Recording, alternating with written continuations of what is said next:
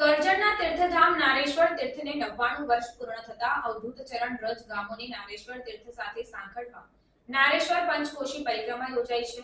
ત્યારે ઝઘડિયા તાલુકાના ભાલોદ ખાતે આ પરિક્રમા આવી પહોંચતા માં નર્મદાની 301 મીટરની ચુંદડી અર્પણ કરી પ્રાર્થના કરવામાં આવી હતી।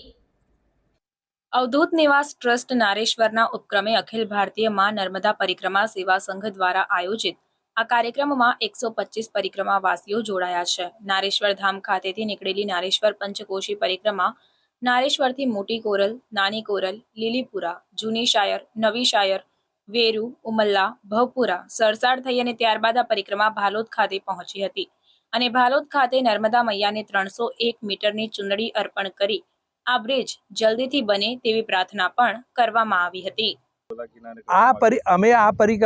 અમે અમારી આ તો 5મી પરિક્રમા છે।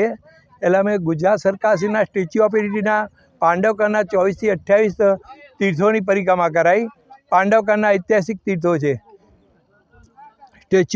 સ્ટેચ્યુ ઓફ યુનિટી 50 કિલોમીટર જે આવરી લીધો સરકારે તિલકવાડા સુધી, એની પણ અમે 3 પરિક્રમા કરીએ। પાંડવકરના 24 થી 28, ગુજરાત સરકારના શ્રવણતીર્થ દર્શન પ્રોજેક્ટ, ગુજરાત સરકારશ્રીના નર્મદા મહોત્સવ અને નદી માતા મહોત્સવની પણ ઉજવણી અમે અખિલ ભારતીય મા નર્મદા પરિક્રમા સેવા સંઘ દ્વારા કરવામાં છે। અને આ નારેશ્વર પંચકોશી અવધૂતના ગામડાઓને સાંકળવા માટે અવધૂતે કોઈ ભાઈ માગ્યું નથી।